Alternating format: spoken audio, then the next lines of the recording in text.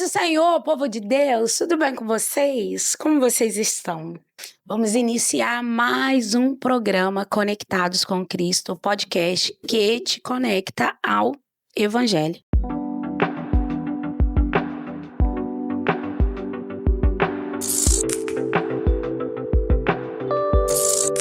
E eu já quero deixar para você uma porção da palavra do Senhor que se encontra lá em Provérbios, capítulo 16, no versículo 1. É um provérbio muito conhecido, mas que a gente precisa exercer bastante. A Bíblia diz assim, ó: do coração do homem vêm os planos, mas a resposta exata vem dos lábios do Senhor. Grande dificuldade do ser humano é ouvir a voz do Senhor. Muitas das vezes nós queremos ouvir a voz do Senhor, mas não queremos atender os seus conselhos. Por que queremos ouvir a voz do Senhor da forma que nós gostamos de ouvir, ou que desejamos ouvir? Jeremias vai dizer que o coração do homem é enganoso. E eu quero te dizer uma coisa: não faça planos sem antes convidar o Senhor. Não faça planos sem antes consultar o Senhor. Aprenda a ouvir a voz de Deus. E eu tenho certeza que tudo que você fará dará certo. Amém? Pega essa dica. Nós estamos aqui com uma convidada maravilhosa, uma jovem, né? Psicóloga, uma menina de Deus, uma mulher de Deus. E eu tenho certeza que esse programa vai edificar muito a sua vida. Nós vamos falar aqui sobre autismo, sobre TDAH, sobre pais e mães, né? Que passam por esse processo, pais atípicos, né? Tanto dentro e fora da igreja. Vamos falar nesse assunto, nós vamos abordar muito esse assunto. E eu espero que você esteja conosco para receber do Senhor. Amém? Vamos orar, né? Porque nada começa na vida do crente sem oração. Então nós vamos orar e eu te convido a orar comigo em nome de Jesus. Senhor, em nome de Jesus, nós estamos aqui para glorificar o teu nome, bendizer a tua majestade, adoramos a ti na beleza da tua santidade. Senhor, senta conosco nessa mesa. Deus, eu te convido, ó Espírito Santo, fique à vontade no nosso meio, usa-nos para a glória do teu nome, usa os nossos lábios, fique à vontade, que possamos ser como flecha na mão do valente, que possamos acertar o alvo para que a glória do Senhor seja manifesta. Abençoa, meu Senhor, teu filho que está atrás desse computador. Ó Pai querido, abençoa aqueles que vão preparar, arrumar esse programa, editar.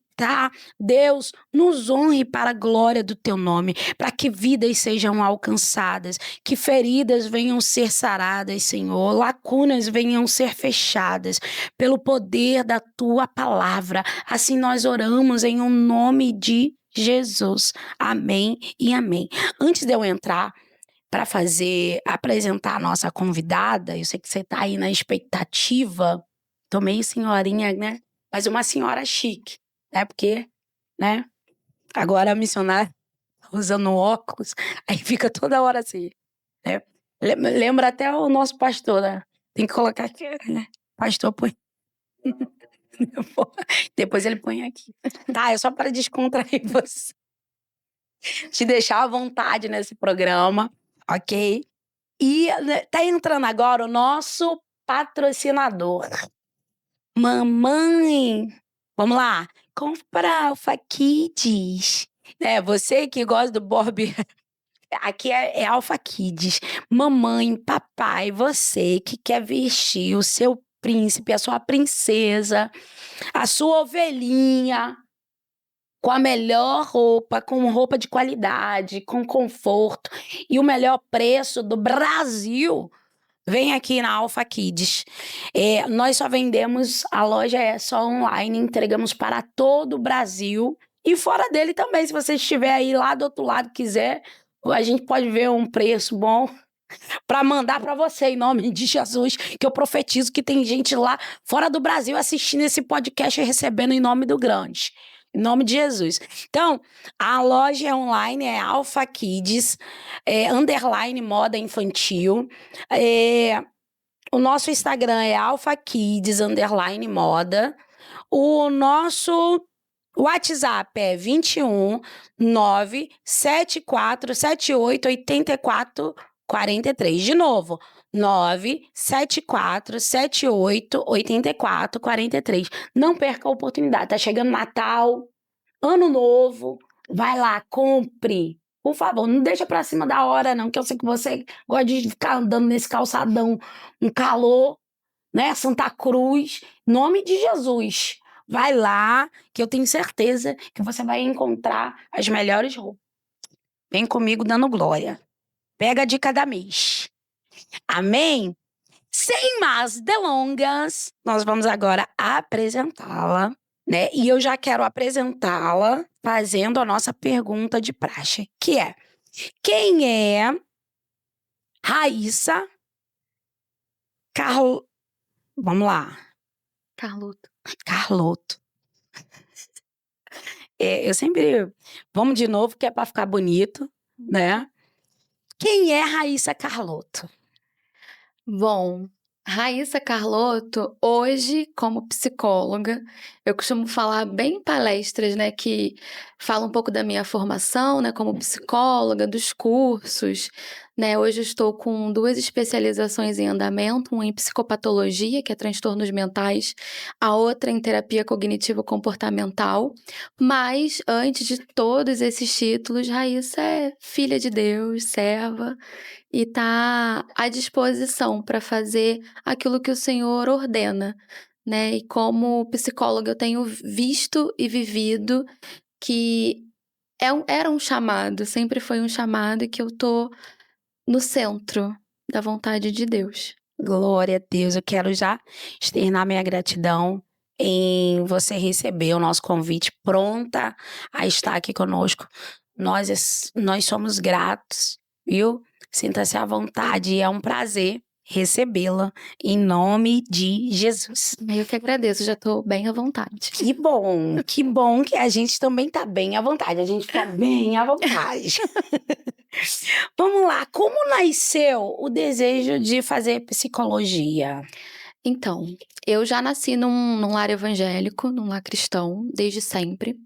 A minha família, eu costumo falar que é uma família de pastores, né? Porque o pai da minha mãe era pastor, os meus tios, irmãos dela são pastores, as minhas tias casaram com os maridos e depois se tornaram pastores. E quando meu pai foi pastorear, eu tinha entre 10 e 11 anos, eu era muito pequena. Mas desde sempre, eu sempre me vi sendo prestativa, né? Estando à disposição para qualquer pessoa. Né? E quando a gente está dentro do ministério, a gente vê a necessidade de olhar com mais acolhimento para determinadas pessoas. Sim. Né? Então, assim, sendo filha de pastor e tendo uma família sempre voltada para a obra de Deus, a gente vê o quanto que essas pessoas que se lançam na obra de Deus, que abdicam de tanta coisa, precisam também ser vistas. Então, assim, sempre foi um desejo trabalhar com alguma coisa que fosse de servir, né? Tanto que antes de fazer psicologia, eu pensei em fazer pedagogia, porque eu achava que era um meio de ajudar outras pessoas, enfim. E aí eu tava na fila para fazer a matrícula da pedagogia, eu desisti na hora, eu entendo que foi Deus. E aí acendeu ainda mais o desejo de fazer psicologia, mesmo sem saber o que era direito psicologia, né? Então, desde sempre, psicologia foi a minha primeira opção para tudo. E aí, conforme foi passando os anos, e eu fui amadurecendo e vendo a real necessidade, o quanto que as pessoas estavam adoecendo e o quanto que não se tinha, né, assim, a fácil alcance um psicólogo, né? Porque durante muitos anos era coisa de maluco, quem ia psicólogo era doido. Então, assim, eu fui vendo que a gente precisava cada vez mais de profissionais nessa área. E aí eu vi e me enxerguei nela. sabe? Quando eu fui pesquisar sobre e foi acendendo a vontade de estar naquele local, de fazer, de estudar, de estar ali enxergando o ser humano além dos diagnósticos.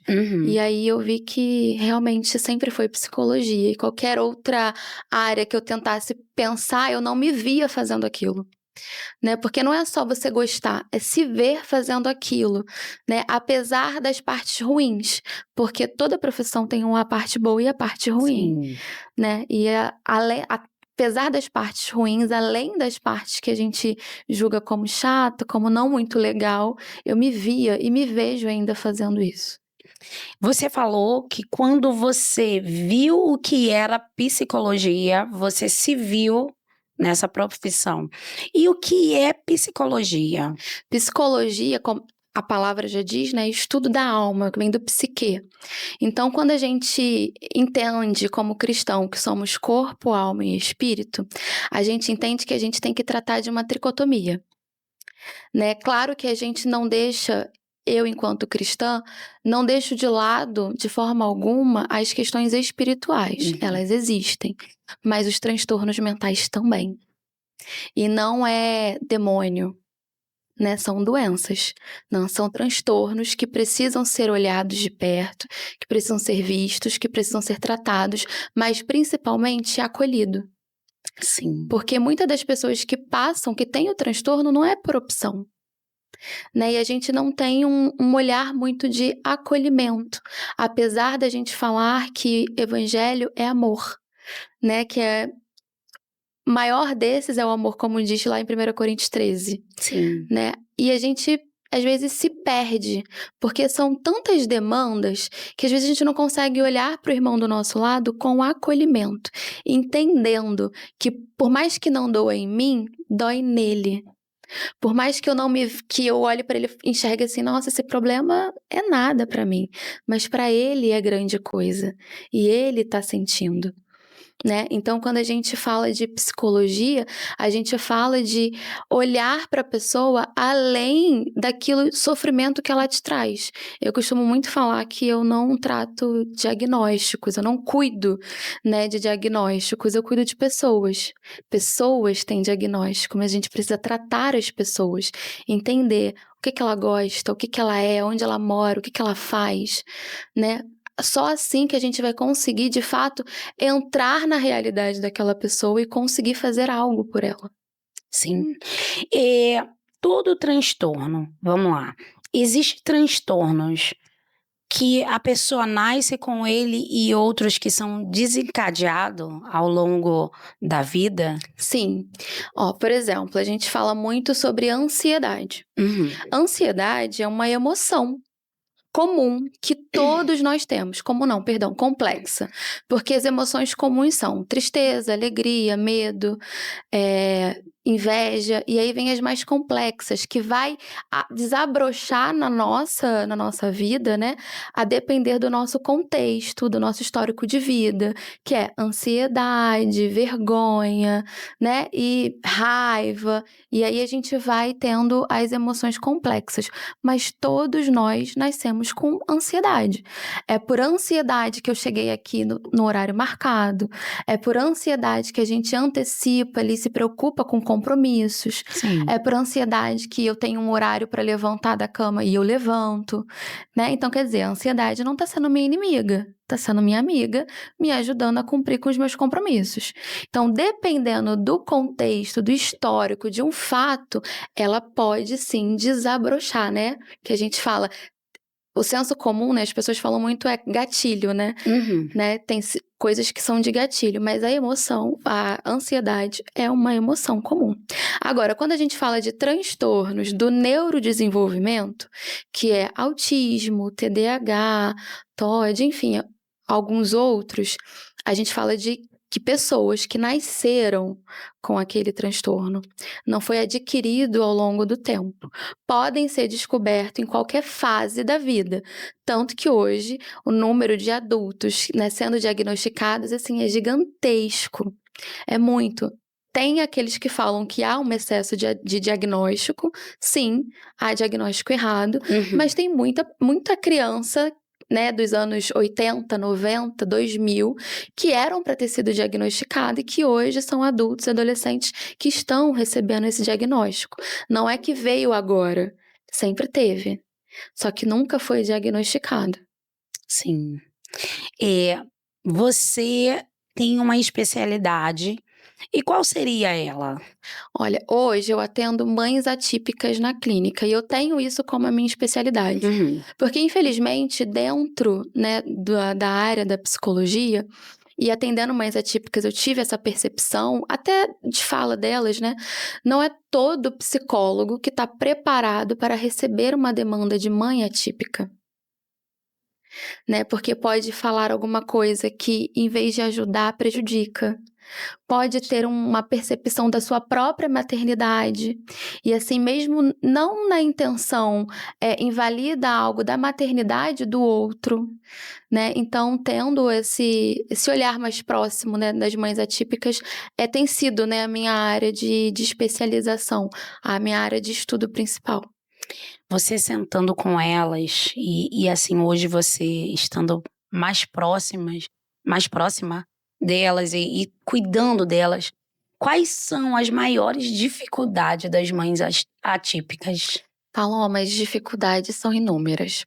São das mais, básicas que a gente pensa, assim, né, de aceitar o diagnóstico logo de primeiro. Tem mães que, quando recebem o diagnóstico de autismo, o primeiro ímpeto, assim, que elas têm é de correr contra o tempo. Quanto mais eu vou, precocemente levar os meus filhos às terapias, à fono e tudo mais, menos prejuízos no desenvolvimento ele tem. Então elas acabam correndo muito contra o tempo com relação a isso quando recebe o diagnóstico. Uhum. E aí não conseguem digerir o aceitar, que é um diagnóstico para o resto da vida. Por quê? Porque quando uma mulher, né, o pai, a mãe, a família, né, se prepara para receber essa criança, é automático. A gente cria uma vida, a gente faz uma expectativa sobre aquilo. Sim. A gente imagina, né, com tantos anos o meu filho vai estar andando, engatinhando, falando. Não vejo a hora do meu filho nascer e falar mamãe, falar papai. Ir à festa com os amigos da escola, faculdade, casamento, profissão, é automático. A gente faz isso. Por mais que a gente não coloque ali uma carga, um peso naquela expectativa, ela existe. Quando vem o diagnóstico, toda essa expectativa cai por terra. Porque você não tem certeza se o seu filho, por exemplo, com um transtorno do espectro autista, se ele vai falar. Você não tem certeza se ele vai ter amigos. Você não tem certeza se um dia ele vai conseguir ter uma profissão, se ele vai conseguir ir uma festa com amigos, se ele terá amigos. Então tudo vira uma incerteza. Eu já recebi mães no consultório e eu lembro muito desse fato porque me marcou e às vezes a gente até chora porque a gente é ser humano, Sim. né? Ela estava com um filho já com 5 anos, quase 6, e ele nunca tinha frequentado uma escola porque ela nunca conseguiu matricular ele em nenhuma escola. Nossa. Porque quando ela falava que o filho era autista, para ele não tinha vaga. Meu Deus. Então, assim, é um desafio para muitas mães, né? Agora, final de ano, eu acredito que tem muitas mães que talvez estejam em casa nos ouvindo, possa estar nessa situação, porque o filho às vezes vai mudar de série, né? Tem que mudar de escola e aí começa. Onde que eu vou colocar meu filho? Qual que é a escola que vai aceitar o meu filho? Qual que ele também vai se Se adaptar? adaptar. Porque tem isso. Exato. Existem professoras que têm uma visão mais ampla, que têm um olhar mais cuidadoso, e outras não, porque não conhecem, Exato. né? E tem uma dificuldade, porque, vamos lá, gente, a gente fala e aí a gente tá falando da educação, é, não é particular, a pública, que as salas de aulas são Lotados. 30 e pouco, 40 crianças Exato. para uma pessoa. E ela ter que ter esse olhar e esse cuidado é uma grande dificuldade. Exatamente. E assim, Imagine essa mãe. exato. E a gente olha assim para a esfera da escola, né? Mas há também as dificuldades em casa. Por exemplo, há um estudo de 2022, se eu não me engano, que foi feito pela USP. E na época, eu acredito que esse número já tenha ultrapassado e muito. Na época, o estudo dizia que mais de 80% dos pais de famílias atípicas abandonavam seus lares. Então, quando a gente fala em números, a gente pode dizer que a cada 10 famílias, 8, os pais abandonavam os lares. Meu Deus. E fica quem? A A mãe, mãe. com cuidados, às vezes sem rede de apoio, sendo talvez a principal provedora do seu lar. E a gente vê que as demandas e os desafios dessas mulheres só aumentam. Só aumentam. E aí a nossa sociedade acaba deixando essas pessoas de fato invisíveis. Porque a gente não olha para essa complexidade dessa mãe atípica, né? A gente fala assim, nossa, mãezinha guerreira. E só. A gente dá tapinha nas costas e fala, você é muito forte. E só. Enquanto ela tá ali pedindo socorro em silêncio. Porque é o que acontece. Porque elas não se sentem no direito de reclamar. Se sentem culpadas, né? Culpadas, exatamente. Elas não se sentem no direito de reclamar. E a gente, enquanto sociedade, principalmente como cristãos também, nós invalidamos essa dor. Nós tiramos dessa mulher a chance de falar o que dói, de pedir ajuda. Porque a gente tem ela como guerreira, como a Mulher Maravilha. Então, inconscientemente, nós invalidamos esse lugar de fala que elas têm. E, consequentemente, colocamos mais um peso, né?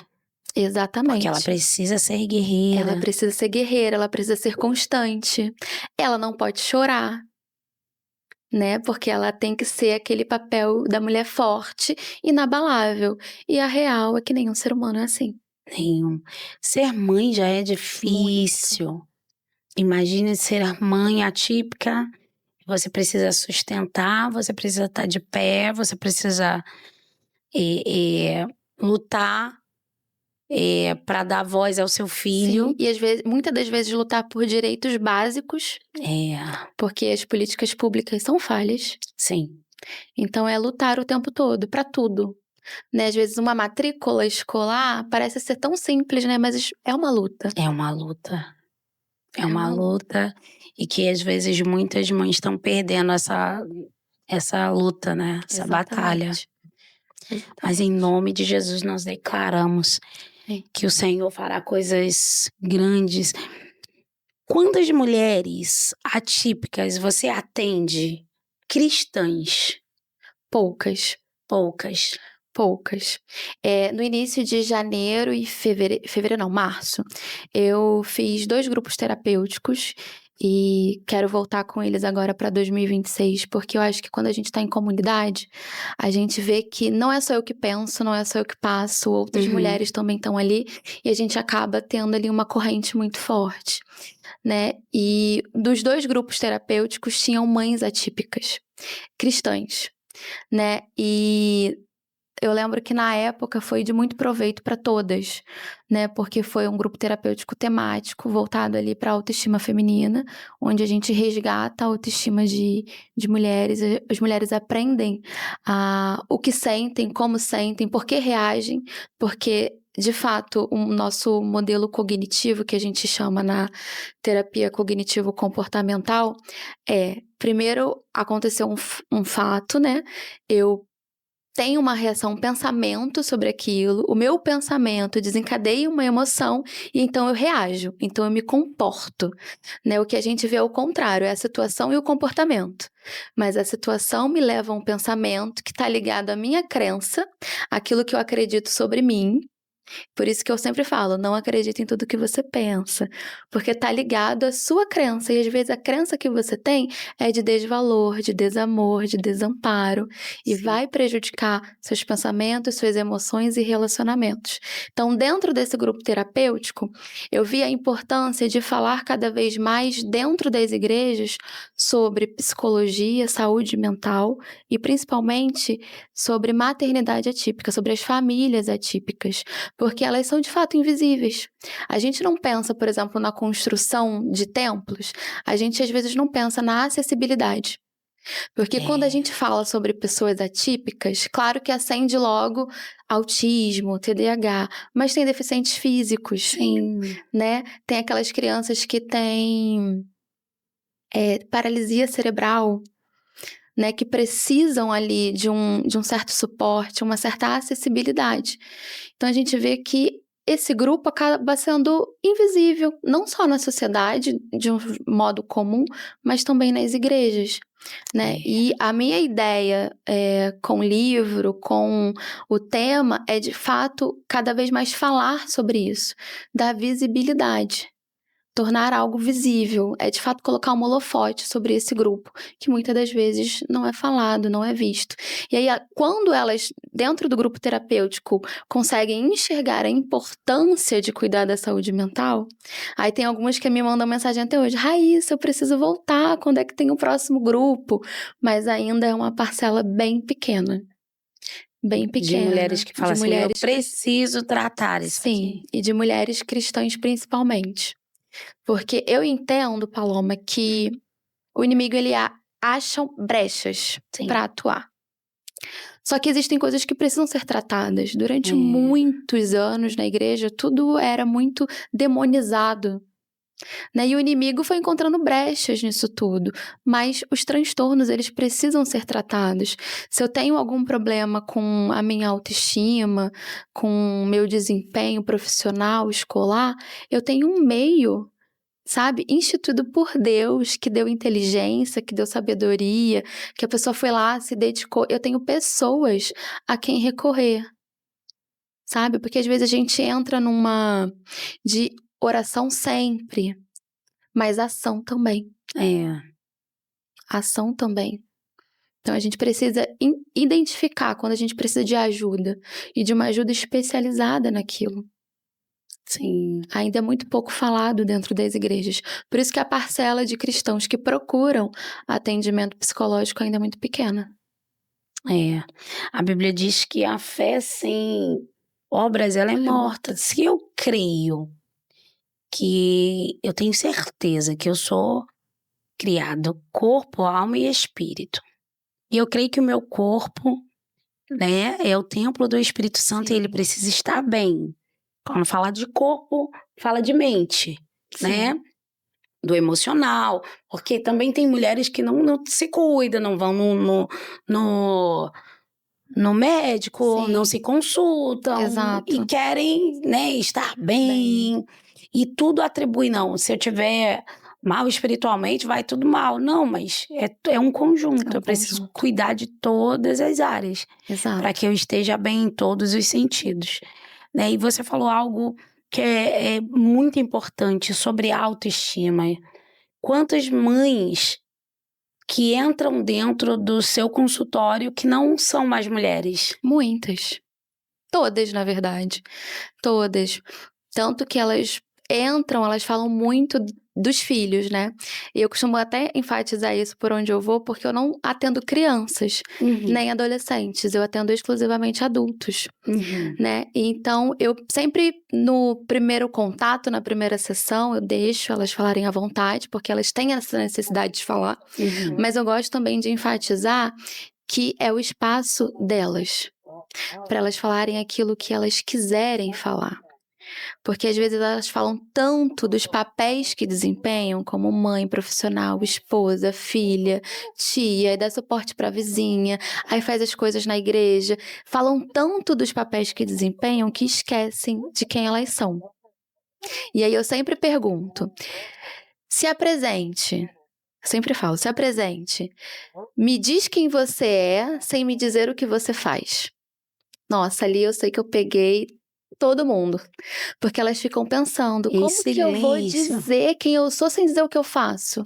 Se às vezes a primeira coisa que vem na mente é falar, eu sou mãe, eu sou esposa do fulano de tal, eu trabalho com isso, ou eu sou do lar. Então ela vai sempre pelo caminho do que ela faz, e não do que ela é. Então essa é sempre a pergunta que eu faço. Me diga quem você é, sem dizer o que você faz. e precisa dividir, né? Porque somos uma pessoa só, Exato. mas exercemos vários papéis Exatamente. na vida, Na né? vida. E se a gente for olhar, a mulher é muito sobrecarregada de papéis, Sim. né? E o que pode acontecer é que se eu não olhar para mim, não cuidar de mim, os papéis que eu desempenho, eu não vou conseguir desempenhar com excelência. Sim. Porque a matriz, a pessoa principal não tá bem. Né? É Então, verdade. a gente costuma sempre começar com essa pergunta. Outra pergunta que eu sempre faço, né? Quem é meu paciente vai se lembrar, ou quem já assistiu alguma palestra, eu sempre pergunto: o que de pior pode acontecer para quem você ama e que depende de você? Aí elas ficam pensando e tal, aí fala: o que pior pode acontecer é o meu filho sofrer um acidente, ficar doente, meu marido. Então elas pensam sempre nisso. Mas o que de pior pode acontecer para as pessoas que você ama e que depende de você é você me não perder, estar né? aqui. A primeira coisa que eu pensei. Exato. Falei assim, é me perder. É se perder. É isso aí. É você não cuidar de você a ponto de faltar para essas pessoas que dependem de você. A pior coisa para a vida de um filho é não ter a mãe. É por isso que a gente precisa se cuidar. Exato. Toda vez que assim, né, tô na mesa, na cadeira de terapia agora. Toda vez que assim, a luta tenta me engolir, eu penso sempre nisso. Eu falo assim, se eu me deixar levar, quem depende de mim vai sofrer muito mais. Exato. Então não posso afrouxar agora, não posso se deixar ser levada, deixar a onda me levar, deixar o vento me levar. Eu preciso me reencontrar, me reconectar, preciso Exato. parar, olhar para dentro de mim, porque se deixar os problemas internos e externos. Exato. Eles vão nos engolir. É. Né? E assim, a gente falando de muitos papéis, desempenhando muitos papéis, a gente se perde. Sim. Por que eu tô fazendo isso? Para quem que eu tô fazendo isso? Qual foi a ideia inicial para eu estar me desdobrando tanto para aquilo? Vale a pena? Então, assim, dentro da terapia mesmo, dentro do processo terapêutico, a gente se faz questionamentos que a gente não faz no dia a dia. A gente coloca em pauta, principalmente, aquilo que o paciente traz, por isso que a gente trabalha muito em colaboração, mas a gente coloca em xeque coisas que são esquecidas, para tentar resgatar ali aquela mulher por detrás de tantos papéis. Né? Por isso a ideia do livro, por isso a ideia de falar sobre isso, por isso a ideia de trabalhar com adultos e grande maioria mulheres. Hoje, né, a grande maioria dos meus pacientes são mulheres e é importante a gente falar sobre isso. Dentro desse processo na sua caminhada, o que você tem aprendido com essas mães? O que é que você tem adquirido nessa caminhada com elas?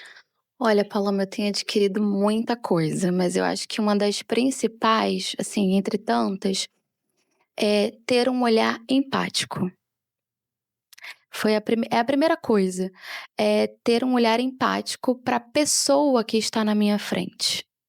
Independente de religião, independente de partido político, independente de vontades, gostos, é um ser humano. É o que eu mais tenho aprendido, é olhar para a complexidade do ser humano. Que tá ali, que não me conhece, nunca me viu, e tá ali de coração aberto para falar de coisas que ela não fala, que ela não quer falar, que ela quer esconder. Porque dentro da terapia a gente expõe as nossas vulnerabilidades. Ninguém quer ser E vulnerável. ninguém quer ser vulnerável. Ninguém. A gente também expõe pensamentos que a gente tem como feio. Nossa, por que eu pensei nisso? Não posso pensar. Mas eu pensei. E eu preciso falar sobre isso. Por que eu pensei nisso?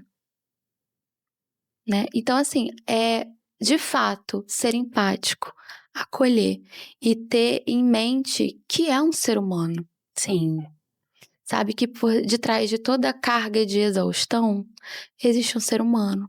Que por trás de toda baixa autoestima, tem alguém ali lutando para sobreviver. Isso sendo mãe atípica ou não. Sempre vai ter alguém ali que, se está ali, é porque ele não quer mais permanecer do jeito que está. E se ele permanece, porque muita gente desiste no processo terapêutico, porque tem o grupo de que já estou me sentindo melhor, consigo me virar sozinho, e aí daqui 1, 2 meses tem recaídas terríveis e voltam, porque a gente vai se sentir melhor. Quando a gente é ouvido, a gente se sente melhor. Quando a gente tem um direcionamento, a gente tem uma psicoeducação, quando eu entendo, então eu vou me sentir melhor. Agora eu já sei como funcionam as minhas emoções, como eu reajo, então eu vou me sentir melhor. Mas não, o se sentir melhor, ele vai passar. Se você não continuar no processo terapêutico, vai passar. Né? Então tem o grupo do estou me sentindo melhor, me dei alta, e tem o do grupo caramba, não sabia que parte dos meus problemas a culpa era minha. E aí ele sai. Porque começa a mexer em feridas Exato. que você mesmo se causou. Exatamente. Porque a nossa tendência é sempre jogar Pro outro. É. E aí quando você é colocado de frente para um espelho, que você fala de coisas que você quer esconder, né? Eu costumo falar muito que as nossas emoções é como se fosse poeira embaixo do tapete. A gente vai ignorando, vai jogando ali de baixo, vai jogando. Mas vai chegar determinado momento que vai ser impossível passar pelo tapete sem chutar a poeira que tá ali de baixo. Do acúmulo de coisas. Né? E as nossas emoções reprimidas, quando elas nunca saem do jeito bonitinho. Elas nunca saem do jeito que a gente quer. Elas vão sair das piores formas possíveis. É igual guarda-roupa cheio de roupa. Você vai só entulhando coisa lá dentro. Você entulha, entulha, entulha. Em determinado momento, você tá com pressa, quer sair. Quando você abre, cai tudo em você. Aí você fala assim, o que eu vou fazer? E assim é a nossa vida. Às vezes as situações vão abrir o guarda-roupa das nossas emoções. E todas as emoções que a gente guardou, às vezes, durante anos, na nossa infância, da nossa adolescência, decepções, frustrações, vão vir à tona. E nunca é de um jeito que a gente quer que saia. Nunca é de um jeito que a gente controle, sabe? Vai sair das piores formas possíveis. E na terapia, o espaço que você vai pegando, roupa por roupa, dobrando e colocando cada coisa no seu devido lugar. Isso demanda tempo e vontade, né? Vontade.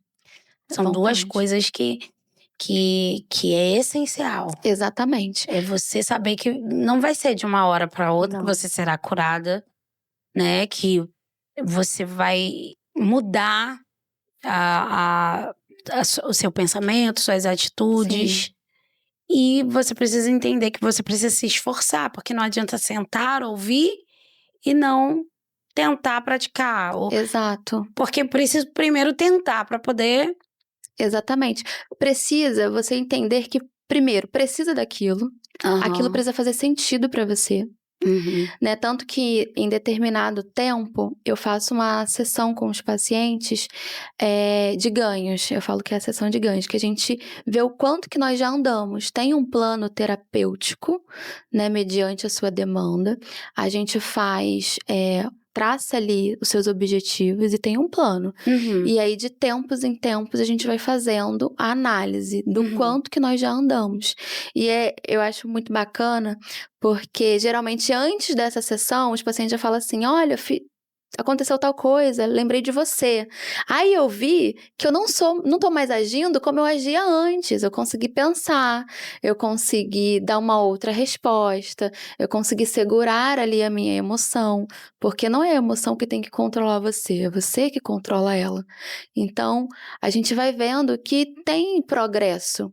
Né? E para muita gente que não sabe, eu recebo muito essa pergunta às vezes. Eu vou fazer terapia eternamente? Não.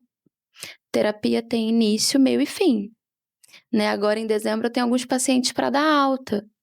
né? E é muito bom quando o paciente tem alta terapêutica, porque ele já consegue identificar o que, né, as emoções, tudo que desencadeia ali talvez uma ansiedade.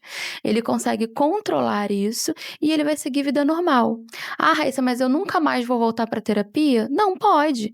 Se lá na frente você enxergar a necessidade, se alguma coisa acontecer, você volta. Mas isso quer dizer que os objetivos iniciais traçados na terapia foram alcançados. Aquilo que para você era um grande problema, hoje não é mais um grande problema. Hoje você tem solução. Você tem habilidades para lidar com aquilo fora da terapia. E a terapia, ela vem para te ajudar a controlar as suas emoções. Isso. A gente tem hoje, na verdade, a terapia como uma emergência. Quem procura terapia é porque já está ali no último estágio de tudo, do cansaço, da exaustão, do tentar e não dar certo, né? Tem muita gente que precisa tratar questões emocionais e psicológicas para que talvez o seu lado profissional desencadeie. Por que às vezes eu não consigo, por exemplo, pedir um aumento para o meu chefe? Questões emocionais e psicológicas. É talvez eu não enxergar esse valor que eu tenho. E eu falo disso porque eu já tive uma paciente assim, né? Ela não conseguia aumentar o valor da sua diária porque não enxergava que o trabalho dela era daquele valor. Entende? Então o que tinha que ser trabalhado nela? Questões de autoestima.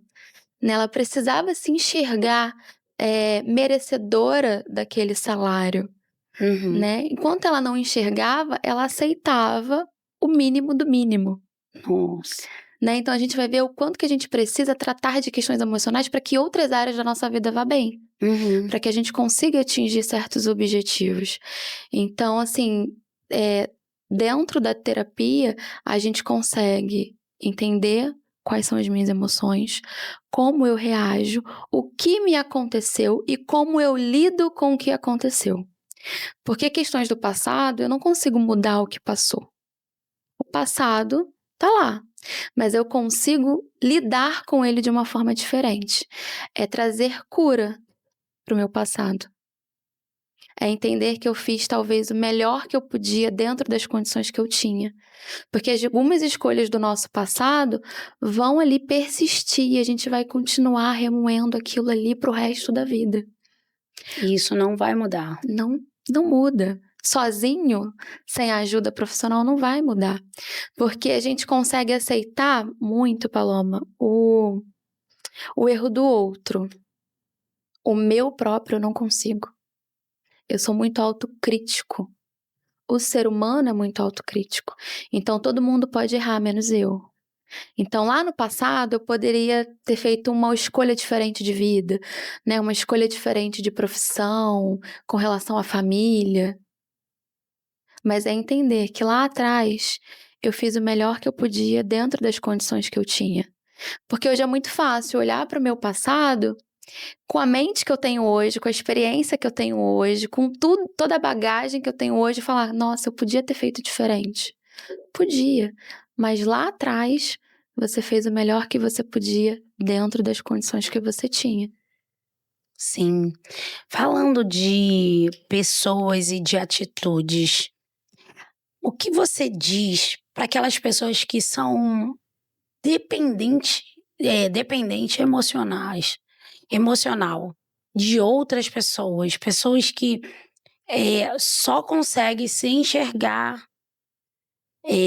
bem dentro de um relacionamento, seja ele tóxico ou não. Aí a gente fala de relacionamento tóxico não só do quando chega a via de fato da agressão física, mas existe a agressão verbal, a agressão emocional, né? E o que você diz para essas pessoas? Porque tanto homem quanto mulher, a gente vai ver que dentro de uma lista, mais mulheres são assim, né? E a gente vê eu lidando com mulheres, lidando como líder, né? Eu vejo mulheres que são muito dependentes emocional. E que por mais que você tente, ela já enxergou isso, mas ela não consegue ter outro posicionamento, ou sair, ou mudar, ou onde é que essa pessoa precisa fazer? O que é que essa pessoa precisa fazer? Onde é que ela precisa recorrer? O que ela precisa fazer? Bom, o primeiro passo é aceitar que está dentro de uma relação que é tóxica.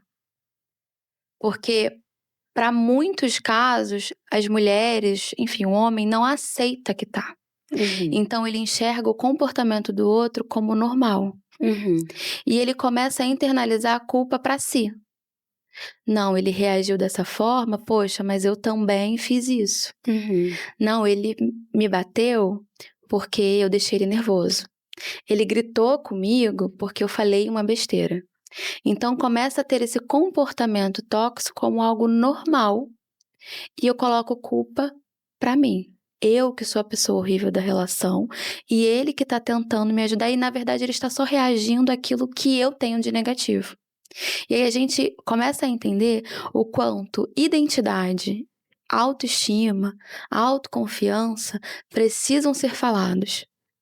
Porque uma mulher com identidade, sabendo quem ela é, com autoestima e autoconfiança, ela vai conseguir identificar que ela não merece, não precisa ser tratada da forma que é.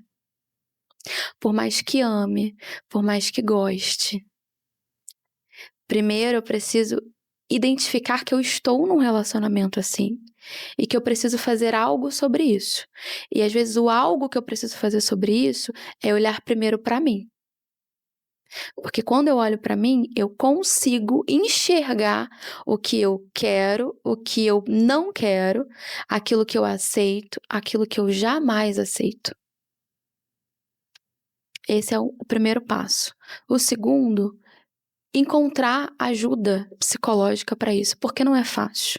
Sim. Não é fácil você enxergar o outro como o seu pilar, como sabe, a pessoa que vai segurar a sua mão no mundo. Por mais que ela segure a sua mão e solte você num buraco depois. Uhum. Você só vai enxergar as coisas boas que fez, né? Então, assim, a ajuda psicológica, ela é primordial. A gente não tem como deixar de lado. Porque quando a pessoa que se enxerga no relacionamento tóxico, ela entende que ela está num relacionamento tóxico, ela vai lá e tem uma atitude, a chance de ter uma recaída, ela é muito grande. Eu terminei o relacionamento, mas daqui a 3 dias eu volto. Por isso que o acompanhamento psicológico é primordial, para que reforce, né, tudo que ela já vem aprendendo e aceitando sobre ela, mas para que faça ali o seu trabalho em conjunto para que ela não volte para aquela situação, para aquela pessoa. Sim. Né? Então, assim, são um combo de situações, mas principalmente entender a complexidade do relacionamento em si, né? Como que aconteceu? Como que iniciou? Sempre teve esse comportamento? Não teve? Sabe? A pessoa precisa se enxergar, porque muitas mulheres hoje não se enxergam tendo um relacionamento tóxico. É. É ciúme, mas eu que provoquei. Não, eu não vou fazer mais o meu cabelo porque ele tem ciúmes. Não, eu não vou mais em festas da família porque ele não vai comigo, ele tem ciúmes que eu vá sozinha. Não, eu não vou mais atender telefone, eu não tenho mais redes sociais. Entende como essa pessoa vai se apagando? Vai se escondendo e tudo ela acredita que é culpa dela. Ela encontra uma desculpa. Exato. Né? E muitas das vezes é porque não teve um apoio lá atrás e encontrou nesta pessoa a salvação da pátria. Você falou algo que é muito interessante, que quando o primeiro sintoma da, dessa dependência emocional é perder a identidade, né? Você se perde de fato a identidade. Eu não vou fazer tal coisa porque o meu namorado, meu marido, enfim, não vai gostar. E aí você vai se apagando de verdade, você perde quem você é. Por isso a importância de enxergar que está se perdendo de si. É o principal. né? Existe um filósofo, enfim, um estudioso da psicologia, que é Carl Rogers, se não me engano. Se eu errei, me desculpa. E ele fala que eu só mudo quando eu aceito que eu preciso mudar. Enquanto eu não aceito, não adianta. É aquele ditado, né? Ninguém muda ninguém. E é verdade. Então, assim, as situações na nossa vida também só vão mudar quando eu aceito que precisa de mudança. Eu posso enxergar, talvez, que você precise de algum tipo de mudança. Mas enquanto você não enxergar, nada vai acontecer. Sim, e sempre, geralmente, sempre não, geralmente, quem tá de fora tem um olhar muito mais amplo do que eu que tô dentro da situação. Exato. Quando se fala de dependência emocional, né? Exatamente. Por isso que o olhar profissional, ele é extremamente importante nesses casos. Porque é para entender a complexidade, todo o contexto, né? Vai entender padrões de comportamento, né? Porque às vezes que tem mulheres que sempre buscam ali aquele mesmo padrão de relacionamento.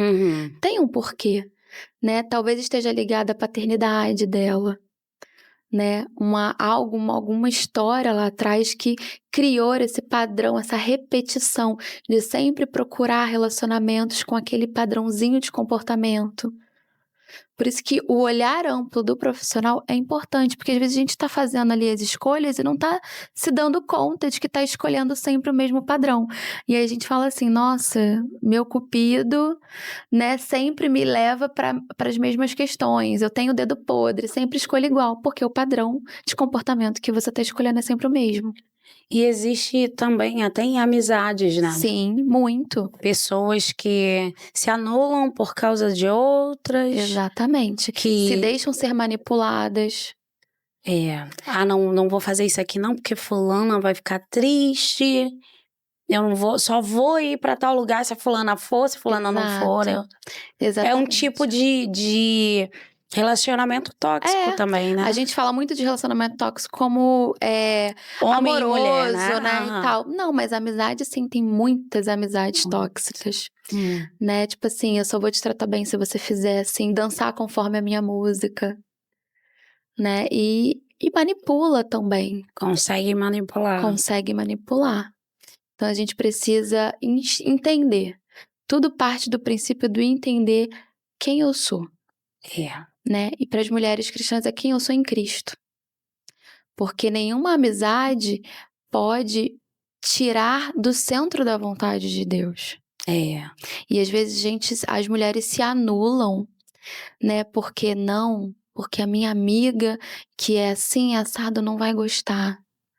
Eu não vou atender a tal convite porque eu tenho amizade com fulana que não fala com cicrano. Tem muito disso. Não vou chamar fulana porque fulana não conversa com...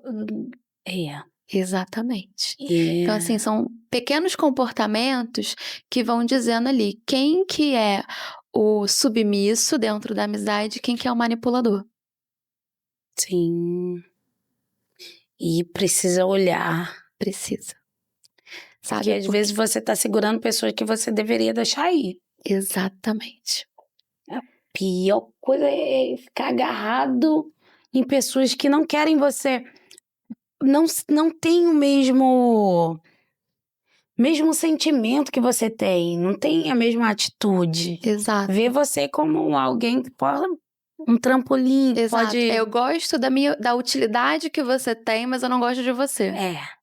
Você não pode ter opinião. Exato. Você não pode... Sabe? E assim, nós... Hoje, 2025, século XXI, a gente ainda tá preso a determinadas coisas.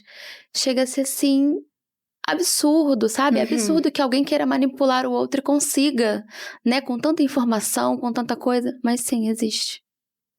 Muitas amizades tóxicas. A gente vê dentro da Bíblia que, assim, Jonatas e Davi, né?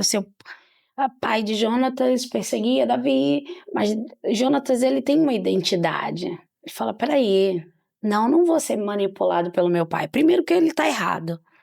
A gente vê o quanto Saul é manipulador. Exato.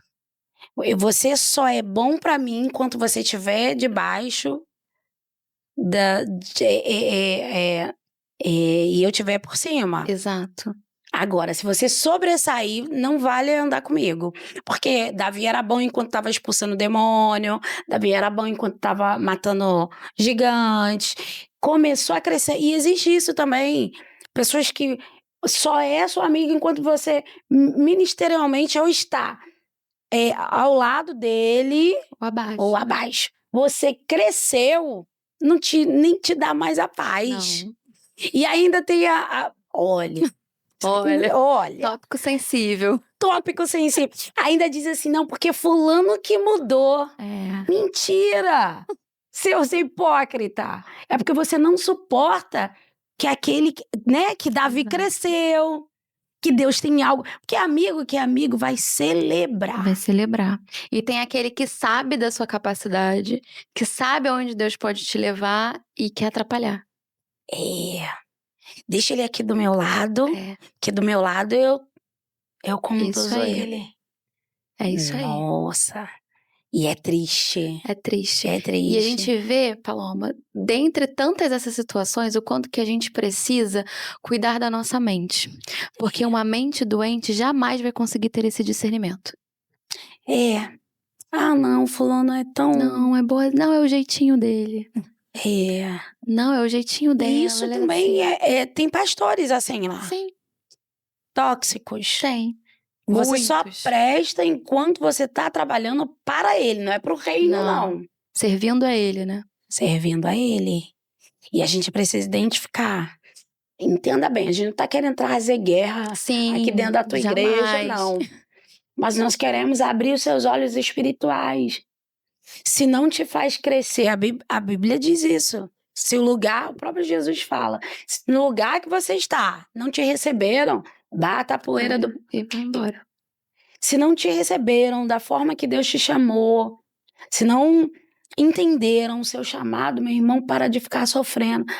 Mas Deus quer fazer. E tem gente procrastinando o chamado por causa de relacionamentos tóxicos. Exato.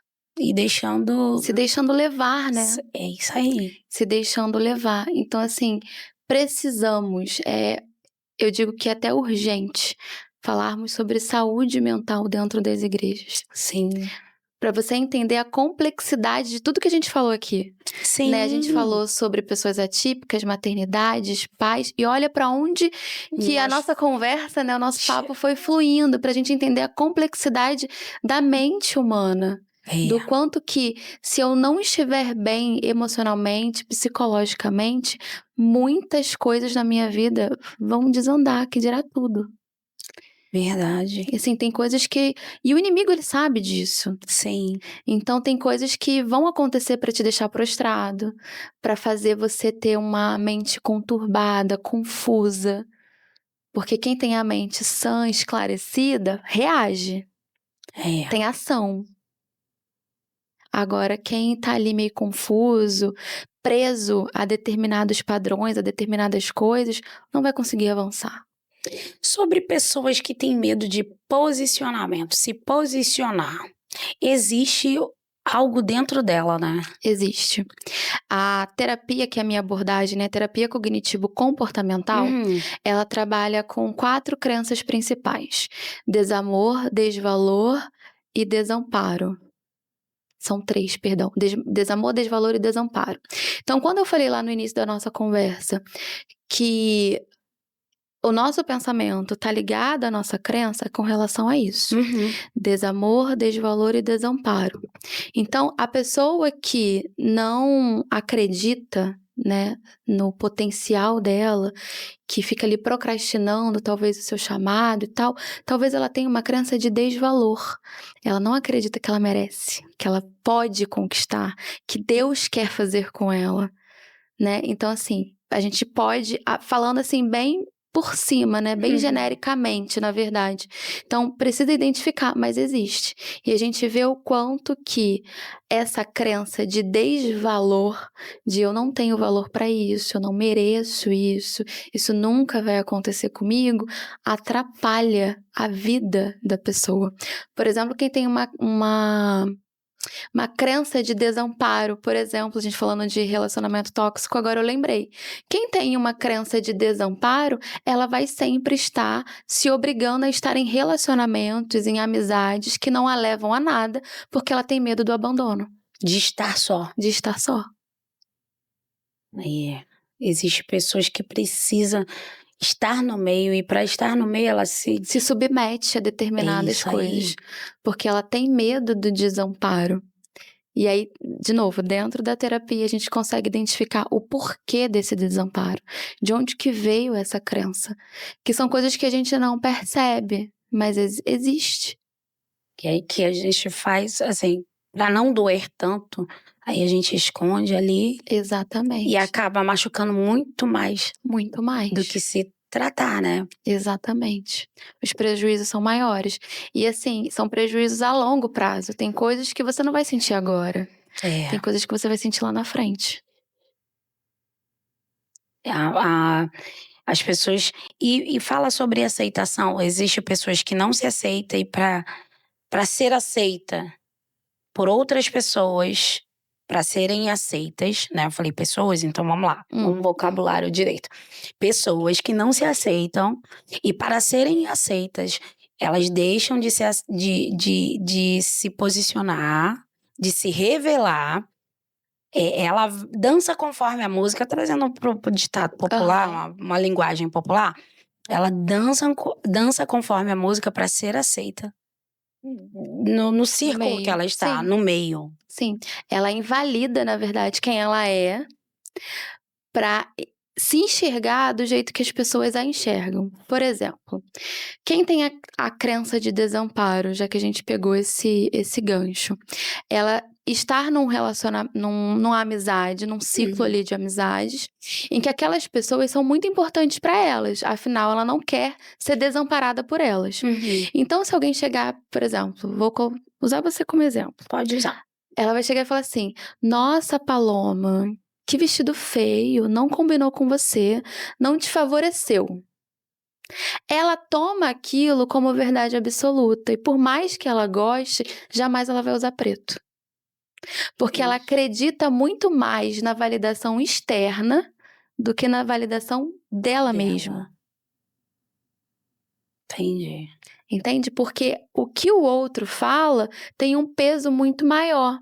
Por quê? Ela não conhece a ela mesma. Ela tem uma crença de desamparo muito forte. Ela não quer ser abandonada. Então ela aceita. Ou então, o mais comum: nossa, fulano, você é muito difícil de lidar. Ela acredita que de fato ela é uma pessoa muito difícil, mas às vezes não, é porque ela tem opiniões fortes, contrárias ao seu ciclo, mas porque ela não quer sair daquele meio, ela não acredita que ela pode encontrar outro ciclo de amizade, ela se prende àquilo. E ela acredita que ela é uma pessoa muito difícil de lidar. E por ela ser muito difícil de lidar, o que o outro fala vira lei. Porque ela não quer oposição, ela quer a aceitação dos outros. E aquela pessoa que não consegue dar não? Isso tem um problema também, não tem? Tem. Aquela pessoa Isso aparece muito na Gente, a terapia. pessoa não consegue dar não. Não Eu já consegue. fui assim um dia. Já hoje você fala não? Hoje sim. Mas você fala não e explica o porquê do não?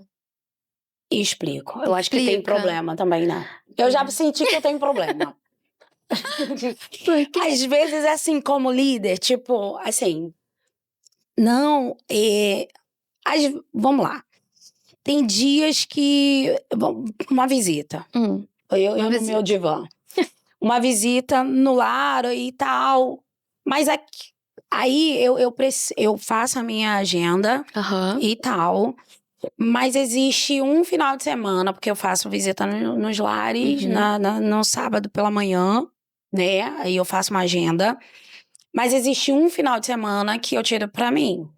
Certíssimo.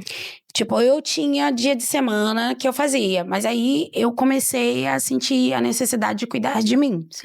E uma coisa que eu aprendi, que eu me sinto muito bem na academia. Então, eu comecei, porque eu dizia não pra mim ao ponto de eu entrar, eu entrei tive compulsão alimentar de um tempo atrás, e com decorrer de muitas coisas. Problemas de igreja, meus problemas, Sim. e às vezes a gente anula os nossos problemas, e aí eu aprendi que eu também tenho um problema, que eu também sou ser humano, e isso eu fui Sim. aprendendo ao longo do tempo, que às vezes eu não tenho problema. Então eu aprendi a lidar comigo e os meus problemas. Quando eu não tô muito bem, aí eu digo, meu esposo, eu não tô bem hoje, não tô bem. E aí eu fico em casa, Sim. e aí ele explica, e quando ele não tá bem, eu falo, fica em casa que eu vou. A gente faz, agora a gente tem essa. Que antigamente os dois não estando bem. Tinha que ir, né? Tinha que ir, agora não. Eu aprendi isso. E eu tô me lidando muito bem, né? Mas eu vi que existe um problema de eu ter que falar o porquê não. Não é não, né? Não é não. E existe um problema em eu ter que falar. Eu não vou por isso e por isso. Aí, não vou mais te explicar, tá? Sim. Meu não é não, acabou. Sim é uma resposta completa. Sim. Quando a gente fala sim, a gente não explica o porquê do sim. Você explica? Não. É uma resposta completa. E o não? Também. É uma resposta completa. Então, eu não preciso explicar. Não. Não é não. Não é não. Entendi. Não é não. Nossa, esse não é não. É porque a gente tem a dificuldade de dizer não. Sim. E aí, quando a gente aprende a dizer não, a gente aprende a dizer não explicando, justificando. Não, fulana, por quê? Meu marido, não sei o quê, aí vai atrasar, não sei o que lá. E aí você dá uma justificativa muito grande, sem necessidade. E eu entendo que é uma coisa muito cultural da nossa cultura, né? Quando a gente é criança, a gente aprende a dizer sim para os nossos pais, para qualquer pedido, para qualquer ordem, né? E quando a gente fala não, a gente tem que explicar para os nossos pais o porquê não, né? A gente geralmente não fala não. A gente fala sim para tudo e tem que fazer, custe o que custar. Porque a gente, pelo menos eu fui criada no modelo de obediência, né? Só que quando a gente cresce, a gente vai aprender a dizer não, a gente diz não com muito custo. E a gente vai aprender a dizer não, muitas das vezes, no nosso trabalho.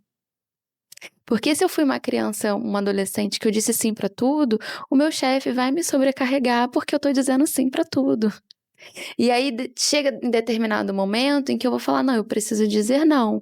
Não para ficar até mais tarde, não para trabalhar final de semana, não para algumas coisas. E aí a gente começa a internamente, inconscientemente, justificar o porquê do não. Quando não é preciso. Quando não é preciso. Não é não. Ah, mas vai ficar chateado. Tudo bem, ninguém morreu porque ficou chateado. Ninguém infartou porque ficou chateado. Exato.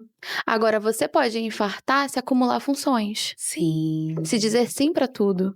Entendi. Você falou assim, que os pais, que quando nós somos criança, dizemos não e explicamos. Mas os pais também, sabia? A gente tem essa cultura. A gente fala assim pra criança, não pode mexer aqui. Porque se você mexer, aí a gente já começa a errar, né? Não é não interessa por que. Sim. E aí a gente tem aquela coisa de eu tenho que explicar que é pra entender, quando Exato. criança. Sim. E a gente carrega isso, até porque eles não têm consciência. Exato. E a gente carrega isso pra vida. Pra vida, exatamente. Que a gente precisa explicar. Claro que assim, tem situações que você vai ter que explicar o porquê do não. Ah, não vou trabalhar hoje porque eu estou passando mal, sabe? A maturidade chegou e você vai saber distinguir. Mas tem coisas que não precisa. É só dizer não. É só dizer não. Entendi. A gente tem mania de falar não, por quê? Não, tira o porquê. Não é não. Nossa, É a resposta completa. Dizer não. A resposta completa. Dizer não. Ah, fulana, Paloma, você vai... Não. Não. Por quê? Porque não. E acabou. Vou aprender. Marcos, quando eu falar não, é não. Não me pergunte por quê. Sobre... Nossa, mas é um assunto muito bom esse, sabia? Porque, assim, a gente fala quando a gente fala da dependência emocional e da saúde mental, às vezes tem pessoas que têm dificuldades, têm enfermidades mentais, né? Mental, e não entende que isso é uma fraqueza, Sim, que isso precisa ser tratado, exato. que isso tem como mudar, porque às vezes acha que isso faz parte da sua personalidade. Não, porque eu sou uma pessoa boa, não consigo dizer não. Você é boa pra todo mundo, menos pra você. Jesus disse não. Ah, seu amigo Lázaro está morto. Não, Lázaro está enfermo, a quem tanto ama. Jesus disse, eu não vou agora. Agora imagina. E você vê que assim, o recado, olha que assunto muito bom de se tratar. O recado é um recado persuasivo, Sim, não é? Porque ele diz, qual é o recado? Lázaro, o amigo que o Senhor tanto ama. pegou lá né, na sensibilidade, pegou... Muitas vezes pessoas são manipuladas por aquilo que pessoas dizem. Sim. Tem gente que conhece a nossa vulnerabilidade melhor do que a gente. E vai lá nela. Vai lá no nosso ponto fraco. Caramba. E aí, e assim, imagina, Jesus sabia, e aí vem de novo o que você falou de identidade. Sabia quem ele era, Exato. sabia qual era o seu propósito. Tudo, então, está relacionado sobre a identidade, né? Exatamente. Sobre saber quem você é. Exato. Eu não preciso provar.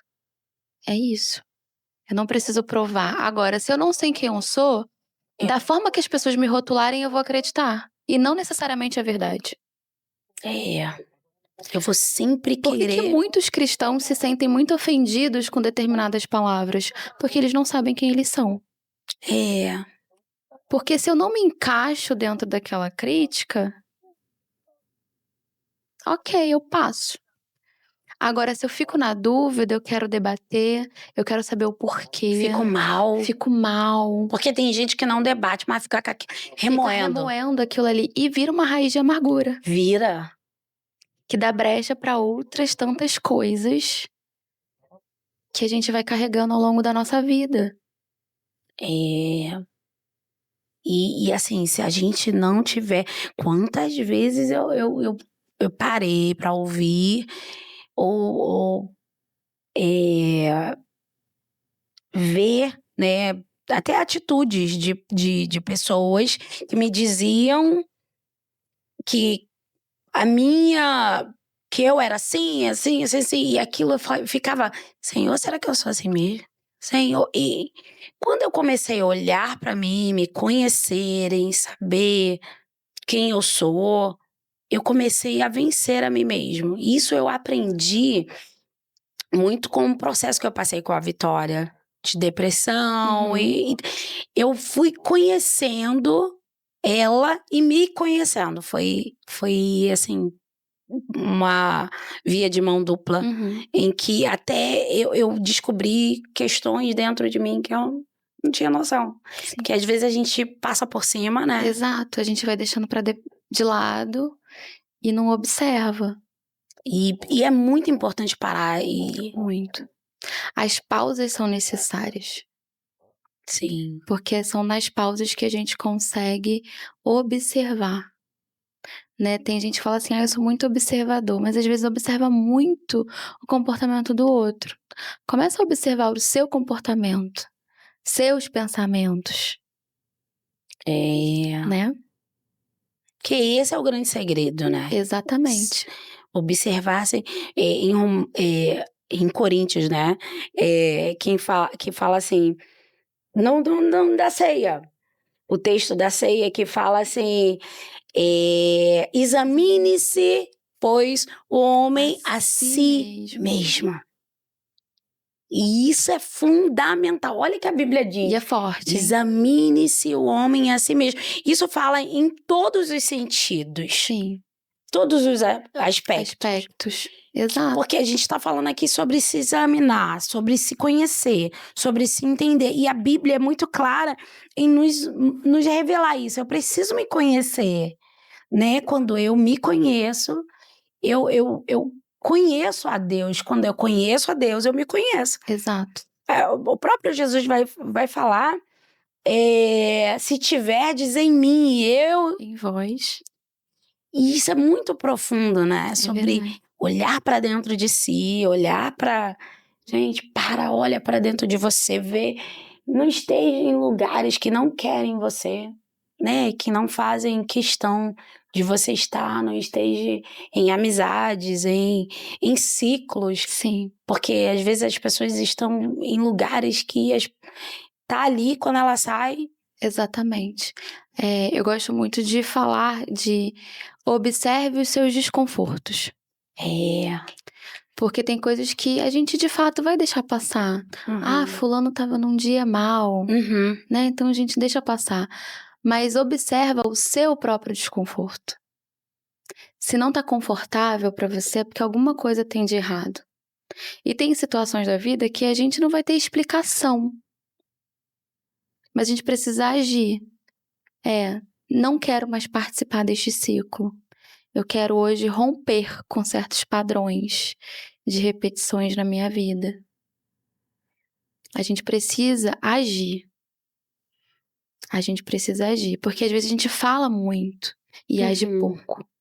A gente observa muito, mas age pouco sobre aquilo que eu já enxerguei. Porque tem coisas que a gente já enxergou sobre nós mesmos.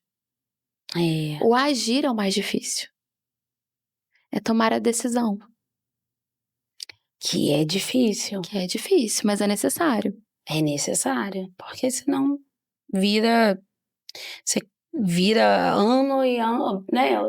E você tá na mesma, tá vivendo a mesma. E fica, Senhor, por que que a vida de fulano anda? E a minha não. Mais um ano e eu continuo aqui. Porque você precisa olhar pra si. Porque quando a gente olha pra dentro de si, quando a gente faz o examine-se, pois o homem é a si mesmo, a gente vai encontrar muita coisa que a gente fala assim, eu fiz isso? Eu falei aquilo? Eu pensei daquela forma? Não. Eu me permiti. Eu me permiti. Porque a gente acha que é forte, né? Não, isso acontece. Porque geralmente, quando vamos lá, quando é no vizinho, Sim. a gente a gente é autocrítico. Ou é autocrítico, não, a gente é crítico. Crítico. Quando é no vizinho. Lembra de Eli? A casa dele toda quebrada. Mas ele viu Ana orando de uma forma, ele falou assim, tá bêbada, tá embriagada, não pode fazer isso, não pode fazer. E os filhos dele? É verdade. Aí é fácil eu querer trazer a correção do que olhar pra mim e falar assim, peraí, é minha casa. Eu preciso corrigir tal coisa na minha vida. E o Senhor sempre nos ensina. O Senhor vai falar pra Ezequias, põe a tua casa em ordem, não vai olhar pra casa dos outros. Exatamente. E isso é muito profundo. Meu Deus, que papo. Glória a Deus. Gente, é muito bom. Muito bom. Por mais conversas assim. Porque a gente desencadeia tanta coisa. Sim, a gente deságua na nossa vida. Às vezes a gente acha que... Glória a Deus, irmãos, eu sou pentecostal e você me conhece. Você que não me conhece, tá me conhecendo, prazer, missionária Paloma. Sou pentecostal, pé roxo. Gosto do canto e do manto. Mas eu vou te dizer, é nessas conversas que deságua tanta coisa na sua vida, que Deus destrava tanta coisa na sua vida, porque a Bíblia diz, e esse versículo eu levo muito pra minha vida, Raíssa, não vos conformeis com este século, mas... transformai-vos pelo poder da renovação da vossa mente. Tá tudo aqui, ó. Verdade. Se aqui tiver destravado, tudo destrava. E a gente precisa muito dessas conversas. Você que precisa. Tá aqui, Raíssa, ó. Grande psicóloga. Menina cheia de Deus. Você vai amar. Se eu puder, eu fico aqui. Se deixar, eu vou ficar falando aqui. Essa é a primeira edição. porque eu vou preparar mais conversas com ela em nome de Jesus. Muito bom, mesmo. E ela tem uma vozinha mansinha, ao contrário da minha, que grita. Então você fica muito bem, Vamos lá. Voltando os pais atípicos e tal, o que é autismo? Vamos lá. Eu vou englobar autismo e TDAH TDAH junto. Sim. São transtornos do neurodesenvolvimento. Há muitos estudos ainda acontecendo pela causa, como, né, de onde que vem, mas é importante a gente ressaltar que é do neurodesenvolvimento, então é algo neural, mas que tem genes envolvidos, genética, né? Especificamente quais genes, não vou saber te explicar, ainda é uma discussão até na medicina, né, de uma certa forma, mas também o contexto. Importante enfatizar que não é uma doença, é um transtorno. Porque doença você trata e a pessoa fica curada. Sim. Transtorno não. Então, assim, eu costumo definir que é um modo diferente de existir. Amei essa palavra, sabe? essa É um definição. modo diferente de existir. Até no livro eu coloquei um exemplo como esse. Por quê? Quando a gente classifica dessa forma, a gente humaniza as pessoas. Porque a gente fala assim, ai, fulano é autista. A gente esquece que o fulano é uma pessoa. É uma pessoa. E que por trás daquela pessoa existe uma família.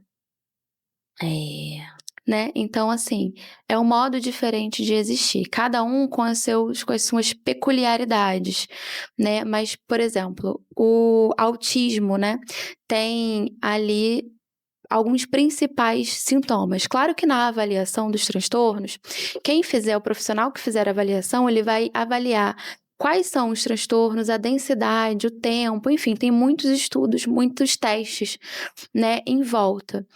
Mas a principal dificuldade é de sociocomunicação. Né? Você pode observar, muitos autistas não conseguem fazer contato visual. Então, como ele não consegue fazer contato visual, até na primeira infância, ele não consegue repetir comportamentos. Por quê? A gente aprende vendo.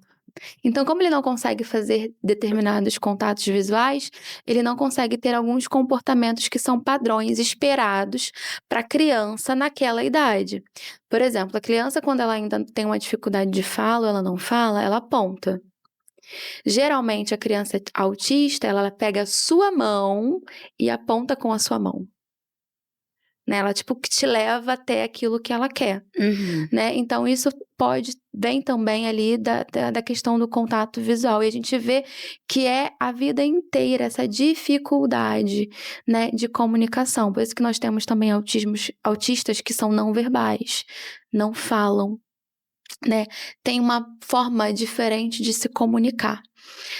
Além, né, da comunicação, tem a questão das estereotipias, que são comportamentos repetitivos, que são padrões. Cada autista ali vai ter o seu, né? Isso para autismo. A gente pode classificar a questão de comunicação como a principal, né? Tanto que muitas mães, quando as crianças, meu filho não fala, né? Porque tem ali um comportamento diferente do esperado para aquela faixa etária, tanto para autismo como para TDAH.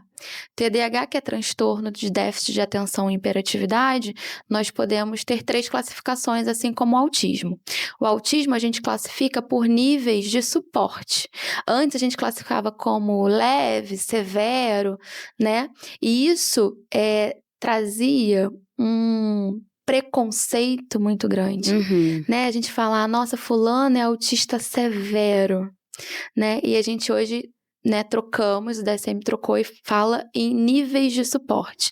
Então, nós temos nível 1, 2 e 3 de suporte, de ajuda que aquela pessoa precisa para viver bem, né, para conviver.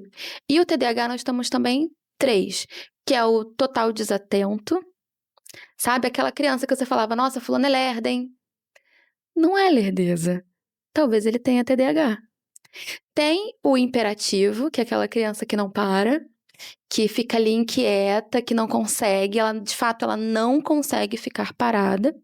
E tem o misto, que pode ter as duas, que pode ser desatento e hiperativo, né? Entendi. E como são transtornos do neurodesenvolvimento, isso é bom enfatizar, precisa ter os primeiros sintomas na infância. Então, tem muito adulto que passa o dia inteiro no celular, o dia inteiro na televisão, e aí tem um esquecimento, tem alguma coisa, e fala, será que eu tenho um TDAH? Se não teve nenhum índice, nada de sintoma na infância, não é TDAH. Ah. É Viu, Marcos? hábito, Não é mau hábito. TDAH não, você. Tá? Isso aí é Exato. da idade. Então, assim, o diagnóstico, ele pode vir em qualquer fase da vida. Tanto que eu falei Entendi. lá no início que tem muitos adultos recebendo diagnóstico. Quando eu estava na faculdade, ainda fazendo estágio, eu recebi, né, estágio de neuroavaliação, eu recebi um paciente que veio na clínica escola, já com 30 e alguns anos, que recebeu o diagnóstico de autismo. Só que na fase adulta, o diagnóstico ele vem, mas ele vem com um pouco mais de dificuldade. Por quê? Aquela pessoa, ela já sabe que ela é diferente, mas ela não quer ser diferente para os outros. Então, ela mascara sintomas. Entendi. Não é intencional, é porque ela não quer ser diferente.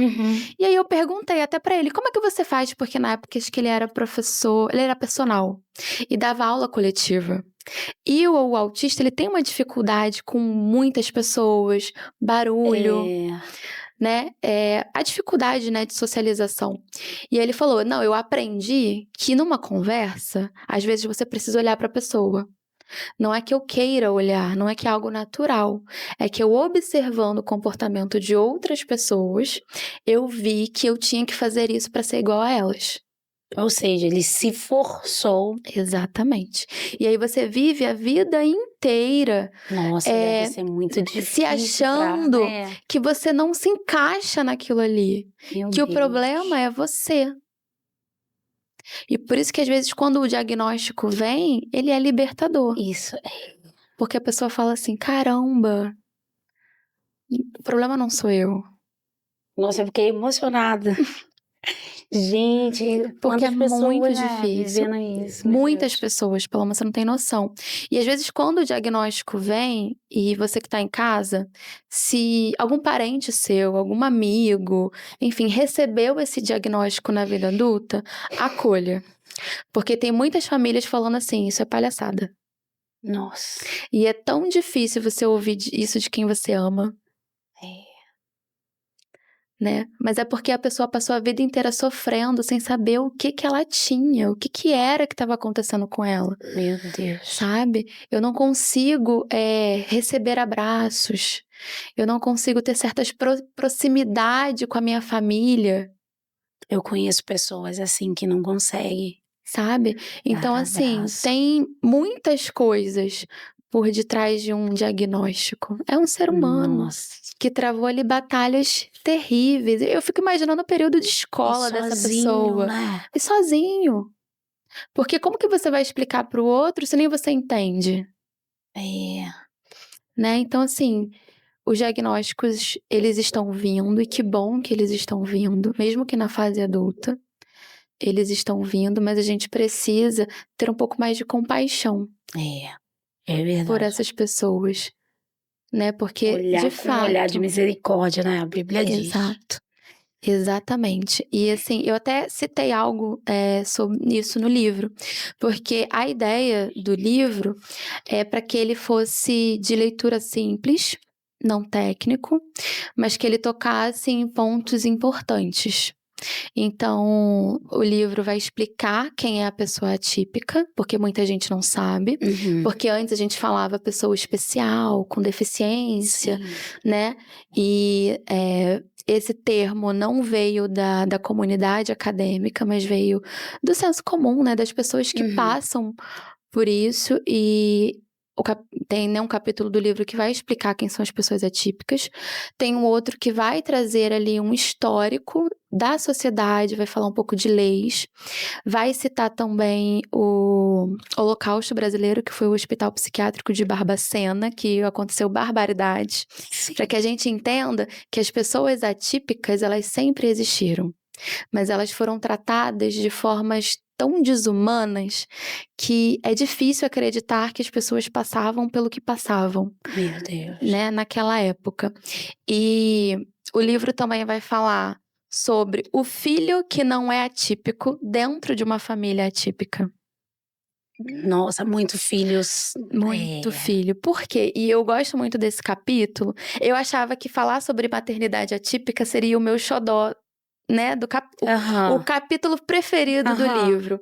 Mas esse acabou sendo o meu preferido diante do retorno que eu venho recebido dele. Porque não só as pessoas que têm membros atípicos, mas outras pessoas que não têm essa demanda na família se identificaram. Sim. Porque é muito da nossa cultura, às vezes, Paloma, o mais velho ser responsável pelos mais novos. E a gente coloca sobre a criança, o adolescente, enfim, uma responsabilidade que ele não deveria ter. Sabe aquela história do filho que não deu trabalho? O filho que não deu trabalho, ele é facilmente esquecido. E aí vai alerta aos pais. O seu filho que não dá trabalho, que tem boas notas, que é obediente, que faz tudo, ele também precisa ser olhado. Ele também precisa ser acolhido. Porque ele entende que às vezes o irmão já deu tanto trabalho que por que ele vai levar um probleminha que ele teve na escola pro pai?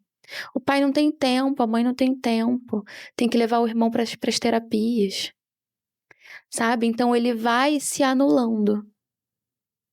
Sabe? E ninguém precisa se anular para ser bom filho. Né? Então ele se entende ali como o responsável, sabe, pelo irmão.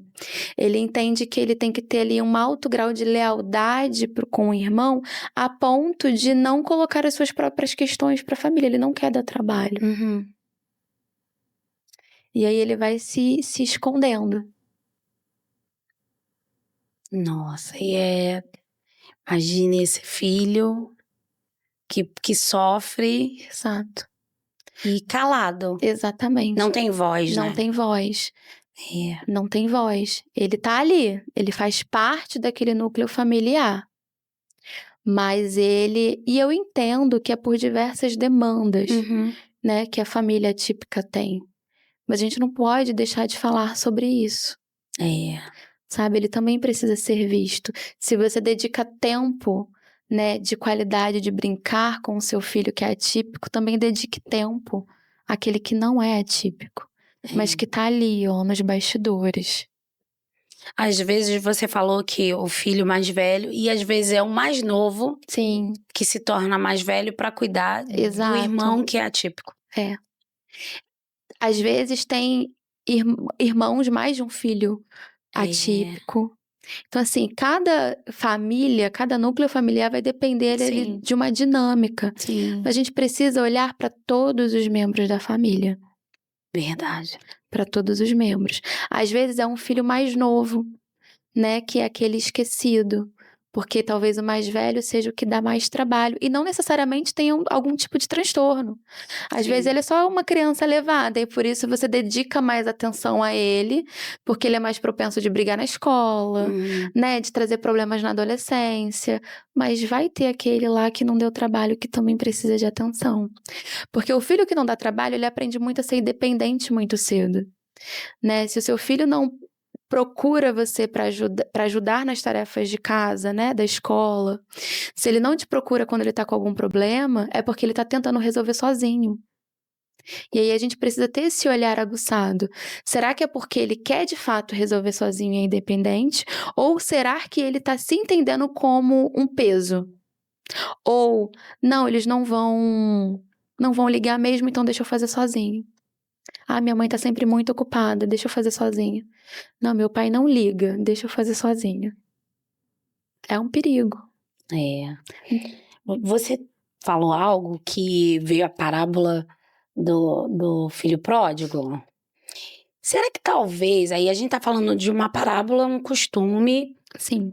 Jesus tem uma mensagem dentro Uhum. dessa parábola, mas vamos lá, vamos olhar com outro olhar.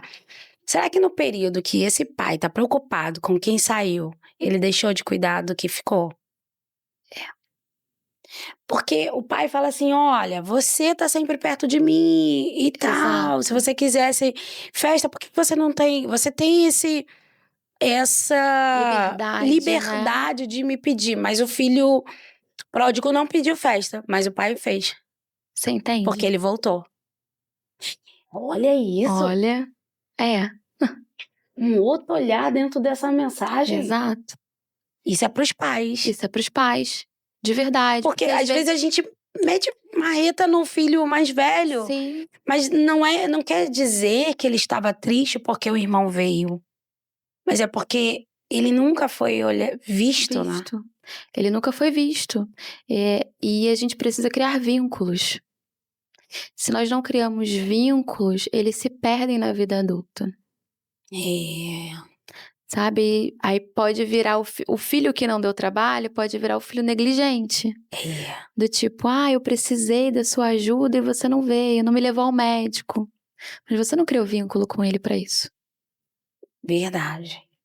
E existe muitos pais hoje, né, eu estava vendo uma reportagem de, eh, onde coloca casa de idoso, né. Sim, E aí, eles falando que muitos idosos com históricos de abandono, né, foram abandonados. exato. E aí eles falaram assim, aí tem uma frase que eu meio polêmica, mas é verdade. A pessoa ruim envelhece, a pessoa negligente envelhece. Envelhece. Porque quando chega, né, nessa idade a gente fala: "Poxa, mas por que tá fazendo isso com esse É. idoso?". Aí vem a lei da semeadura, Sim. né. É porque, assim, quando a gente fala: "Por que que fez isso com o idoso?", a gente lembra dos nossos pais. E É, aí, como a gente tem aquele vínculo, aquele amor, tipo, jamais eu vou deixar os meus pais ser é, cuidado por outras pessoas, mas a gente não sabe. sabe o que Mas a gente não sabe, porque quem não tem vínculo, o que acontecer, sabe. é. Então por isso que, assim, esse capítulo em especial do livro, muitas pessoas têm lido e têm falado: "Olha, eu não sou atípico, eu não tenho irmão atípico, mas eu me identifiquei muito, porque eu fui o filho mais velho e eu tive que cuidar dos mais novos, tive responsabilidade mais cedo", ou então: eu não a minha família tem muitos filhos, né, eu tenho muitos irmãos, e eu fui aquela que tive que aprender a me virar sozinha, porque os meus pais estavam sempre trabalhando ou cuidando dos outros filhos que demandavam mais atenção, por serem mais novos ou mais velhos, enfim. E eles vão se identificando com isso. Falando do livro, como nasceu o livro? Enfim, o Pode livro, mostrar pra câmera aqui, ó, pessoas. eu sou suspeita pra falar, mas eu acho ele lindo, maravilhoso. Eu também gostei. Pessoas atípicas, nem tudo cabe em diagnóstico. E o nome nasceu justamente disso, porque falar sobre o filho não atípico, falar sobre maternidade atípica, não tá no diagnóstico que teu filho recebe. Verdade. Então a gente vai falar de coisas que não estão no diagnóstico, mas que faz parte, que compõem, né, essa família. Eu costumo falar, eu aprendi, né, depois que eu fiz o livro, a falar que tem sonhos que nunca foram meus, Uhum. mas que foram gerados no coração de Deus. E o Sim. livro é um deles. Jamais, depois que eu me formei, eu pensei em fazer um livro. Nunca, né? Mas as coisas foram acontecendo tão rápido que esse ano eu escrevi, esse ano eu lancei e eu já fui para 2 bienais. Glória a Deus. Eu vi, eu te acompanhei. Eu lancei ele na Bienal do livro aqui do Rio, em junho, e agora, início de outubro, eu fui para a Bienal de Pernambuco, Que legal. também por conta desse livro. Então, o livro ele nasceu de primeiro de um plano, de um propósito de Deus, e eu enxergo muito isso.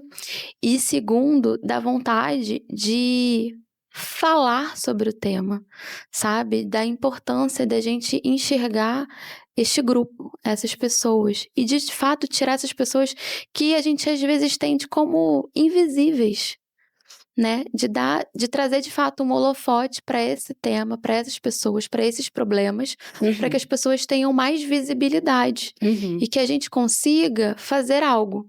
Porque quando a gente fala de políticas públicas, né, a gente fala, mas o governo isso, o governo aquilo. Mas tem coisas que eu, enquanto pessoa, ser humano, eu posso fazer, Sim. sabe? Eu posso ter mais empatia por essas famílias, né? Eu posso ajudar de alguma forma, né? Já teve um caso de uma mãe que era sozinha, ela não tinha uma rede de apoio, morava num prédio e o filho andava, né, de cadeira de rodas e ele tinha alguns problemas neurológicos, então ele não poderia ficar sozinho de forma alguma, porque ele tinha alguns ataques epiléticos. E para quem mora em prédio, todo mundo sabe que tem que descer para colocar o lixo no lugar certo, né? Quem mora em casa, você pendura na porta ali rapidinho e o caminhão do lixo leva. Para quem mora em prédio, você precisa descer e depositar no lugar certinho. E aí, ela trabalhava de home office e sempre ali com cuidado, ela não tinha como sair de casa, deixar ele um período sozinho e colocar o lixo lá fora. Então, assim, se o vizinho batesse, oi, eu tô levando meu lixo, posso levar o seu? Quer que eu leve o seu? Olha o tamanho da ajuda que essa mãe teria. Muito. Uma coisa simples que eu posso fazer, você pode fazer, qualquer pessoa pode fazer. Mas para ela era uma ajuda muito grande. Nossa. Porque ela não tinha, sabe, como a qualquer momento descer para colocar o lixo no lugar certo. E quando a gente olha com esse olhar, tudo fica diferente. Fica diferente. Sabe? Então, assim, tem coisas que nós podemos fazer. É. Tem coisas que nós podemos fazer que tá ao nosso alcance. Sabe? Que pra gente é o básico. Mas pra essa família é algo, assim, primordial. É. Então, é ter um olhar empático, de verdade. É olhar com compaixão e entender. É estar também à disposição, né? É. Jesus fala sobre servir, né? Servir. O evangelho é servir. Exato. Servir, a Bíblia diz que o que a mão direita faz, a esquerda não precisa saber. Ou seja, quando fala sobre isso é sem olhar a quem. Exato. Olhar a necessidade. Isso aí. E se colocar a serviço. Exatamente. Agora, quando eu não olho, eu ignoro, é porque eu não quero participar daquilo. Isso se torna pecado. Isso se torna pecado, porque se você pode fazer o bem e não faz, você está pecando. É muito sério. É muito sério. Meu Deus. Raíssa, eu queria que você deixasse para quem está nos assistindo, dentre tudo que você falou aqui nessa noite, né? No dia chamado hoje, que você deixasse algo para quem nos assiste, aquilo que Deus colocar no seu coração e terminasse orando por esse programa e nos abençoando em nome de Jesus. Amém. Bom, de recado para quem está em casa nos vendo, nos assistindo, vocês viram a complexidade de tudo que nós falamos aqui. A gente citou muitos pontos e muitos pontos importantes. Eu não sei qual o seu problema, a sua dor, aquilo que você carrega. Eu só sei que você precisa se livrar dos pesos que você carrega. Porque eu entendo, Paloma, que existem coisas que o Senhor tem para nós, sabe? A gente vai alcançar. A gente vai passar para outra margem do rio. Amém. Mas se eu deixar algumas coisas para trás. E a gente só consegue deixar algumas coisas para trás quando a gente identifica quais coisas são essas, né? E o Espírito Santo, ele vai nos dizer também o que a gente precisa deixar para trás. Quem anda com o Espírito Santo sabe que ele fala, ele sinaliza, ele indica, né? E precisamos levantar e reagir. Não dá mais para ficar remoendo coisas do passado, não dá mais para querer viver em novidade de vida, mas vivendo o velho. A gente precisa viver o novo e estar pronto para o novo. Né? Que a gente fala assim, mas quando eu alcançar tal coisa? Mas você tem que estar pronto para alcançar aquilo que você deseja, aquilo que o seu coração almeja e aquilo que Deus preparou para você. E cuidar da nossa mente é um ponto de partida. Porque se eu cuido da minha mente, eu cuido da minha vida, eu cuido do meu corpo, eu cuido da minha saúde, eu cuido até da minha vida espiritual.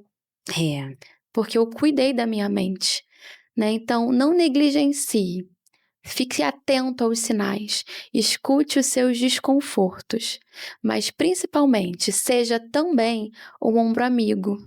Tenha um olhar acolhedor para as pessoas ao seu lado. Né? Tem pessoas travando guerras que a gente jamais imaginou. Né? Então, da mesma forma que você tem as suas guerras, que você tem ali os seus sofrimentos, o seu irmão também tem. E da mesma forma que você quer ser visto com acolhimento e empatia, também olhe com acolhimento e empatia. Seja agente de transformação para você e para o outro. Glória a Deus. É isso. Amém. Vamos terminar. Espero você. Aqui o livro. Eu trouxe esse para você. Gente, Depois... olha. Que maravilha, que maravilha. Esse é seu. Amém, obrigada. Espero que a leitura seja boa, proveitosa. Em nome de Jesus. E que traga aí algumas reflexões. Em nome de Jesus. Assim como foi esse bate-papo, eu acredito muito que tem que... Gente, procurem ela nas redes sociais. Nós vamos deixar aqui, ó. Aqui, você procura aqui. Tá aqui ou aqui? Tá aqui. Enfim, tá aqui. Tá aqui. Ok? Procurem ela nas redes sociais. Comprem, adquirem o livro. Você não perde nada. É um investimento. Verdade. Invista em você. Invista em conhecimento. Isso aqui não é só para quem é pais atípicos, não. Para todo mundo. Para todo mundo.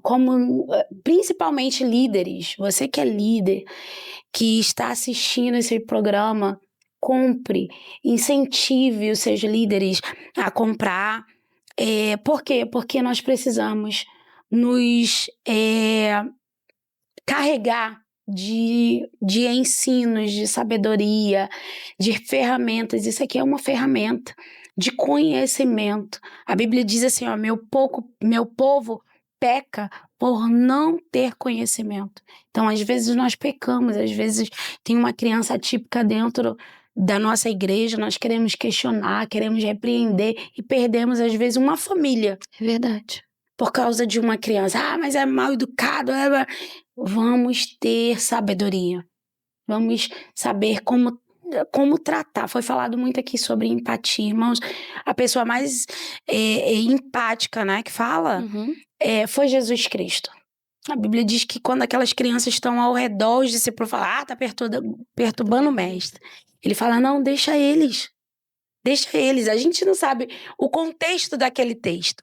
Mas a gente entende que eles estão, para os discípulos, estão tirando a paz de Jesus. Sim. Mas Jesus fala, não, deixa eles. Porque deles são o reino dos céus. Então a gente precisa ter esse olhar.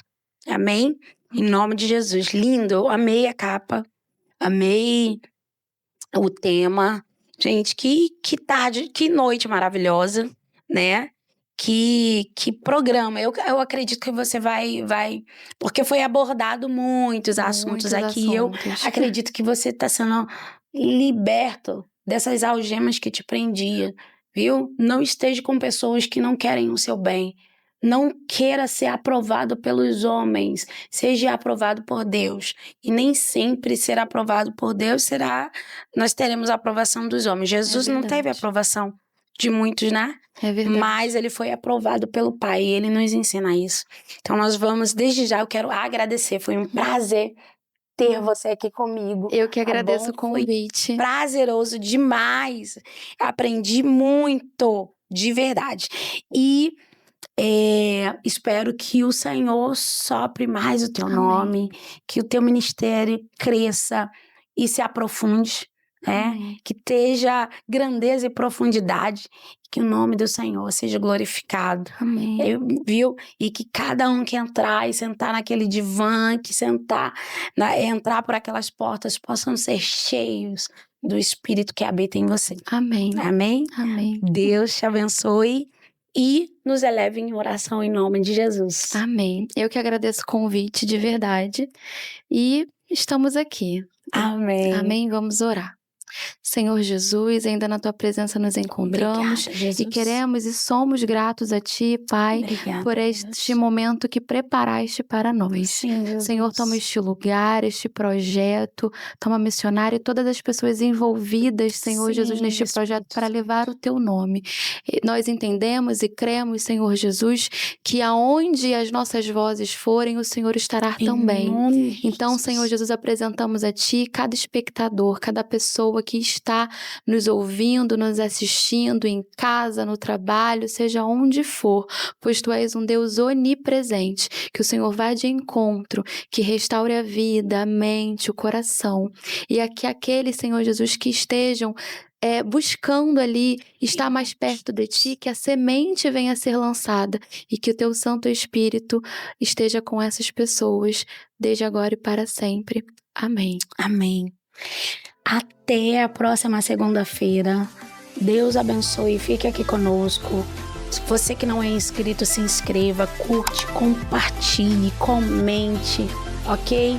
Eu tenho certeza que assim como Deus tem nos abençoado, tem abençoado você. E se você tem sido abençoado, abençoa a minha vida. Curte, compartilhe, comente, seja inscrito desse canal, amém? Propague o Evangelho através das nossas vidas, seja um instrumento de Deus, amém? Compartilhe, pega o seu celular e manda pra geral, recebe o que Deus tem feito através desse programa, em nome de Jesus, amém? Deus lhes abençoe, fique na paz, até a próxima segunda, beijo.